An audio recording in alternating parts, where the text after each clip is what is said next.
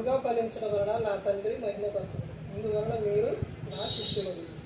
యేసుక్రీస్తు ప్రభువారు చెబుతున్న విషయం ఏంటంటే ఇక్కడ సందర్భం నా యందు మీరు అంటే క్రీస్తు యందు మీరు అంటే నా యందు మీరు, మీ యందు నా మాటలు ఉన్నారు.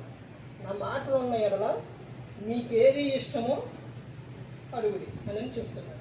అంటే ఆ మాటలో నిలిచి ఉన్నారని చెప్తున్నారు. ఇప్పుడు కీర్తనలో 119వ కీర్తనలో 9-10 వచనాల్లో ఏమని చెప్తారంటే, యవనస్తులు తొట్టిల్లు తోకుండా అంటే పడిపోకుండా ఉండడానికి వాళ్ళు నీ వాక్యములు జాగ్రత్తగా చూసుకుంటున్నటను బట్టి అని చెప్తున్నారు. ఇక్కడ కూడా ఏం చెప్తున్నారంటే అంటే ఆయన మాటలు మనలో ఉన్నప్పుడు మనం ఏం చేస్తామంటే ఒక ఏదైనా కానీ దేవునికి మొరపెట్టు. ఎలా మొరపెడతామంటే వాక్యం చదువుతున్నా వింటున్నా ఆ సందర్భాల్లో ఎలా ఉండిద్దంటే 4వ వచనంలో ఎల్లప్పుడూ ప్రభువునందు ఆనందించు. అలా చెప్పుదును ఆనందించు. మీ సకల జనులకు తెలియబడలేదు. ప్రభు సమీపంగా ఉన్నాడు, దేని గురించి కూడా చింతపడద్దు అని చెబుతారు. ఈ విషయం ఈ వాక్యం మనలో ఉండగానే మనం ఏం చేస్తామంటే ఇప్పుడు ఏదైనా మనకు ఒక అవసరం వచ్చింది అనుకోండి, ఆలోచించి అంటే ఆలోచించడానికి కారణం ఏంటంటే మనలో ఏముందంటే వాక్యం నిలిచింది. వాక్యం నిలిచింది కాబట్టి మనం ఏం చేస్తామంటే పలానా వస్తువు నేను కొనాలి, నాకు కావాలి.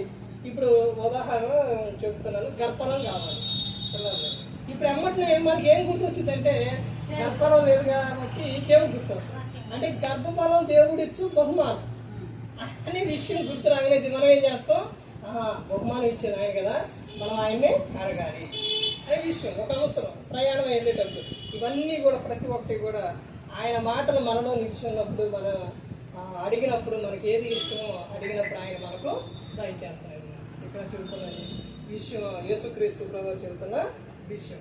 తర్వాత ఏమని చెప్తారు, మీరు బహుగా ఫలించడం నా తండ్రి మహిమపరచబడును. ఇందువలన మీరు నా శిష్యులు. మనం బహుగా ఏమవ్వాలంటే ఫలించాలి.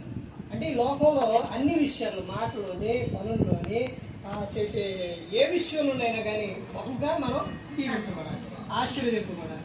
అలా ఉంటేనే అది దేవునికి మహిమ.